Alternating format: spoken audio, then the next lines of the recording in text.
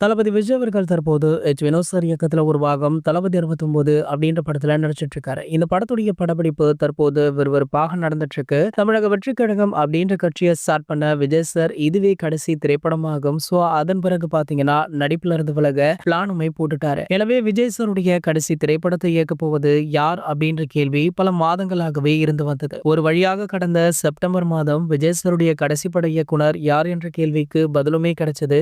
வினோத் தான் தளபதி விஜய் அவர்களுடைய தளபதி 29வது படத்தை இயக்க உள்ளார் அப்படின்ற அதிகாரப்பூர்வ அறிவிப்பை படக்குழுவே வெளியிட்டாங்க. அதனை தொடர்ந்து பாத்தீங்கன்னா தெலுங்குல பிரபலமான தயாரிப்பு நிறுவனமான KVN புரொடக்ஷன் இந்த படத்தை தயாரிப்பதாகவும் இந்த படத்துடைய நாயகியாக பூஜா ஆக்டே நடிப்பதாகவுமே அறிவிக்கப்பட்டது. மேலும் பாபி தியோல், பிரகாஷ் ராஜ், பிரியாமணி அப்படின்னு ஒரு மிகப்பெரிய செலிபிரிட்டிஸ் பட்டாலுமே இந்த படத்துல ஜாயின் பண்ணாங்க. சோ படத்துடைய பூஜை விழாவில் கூட நம்ம அனைவரையுமே பார்த்திருப்போம். இந்த நிலையில பாத்தீங்கன்னா பூஜா ஆக்டேவுடைய போர்ஷன் தளபதி 29வது படத்துல இன்றுடன் நிறைவடைந்தாம்.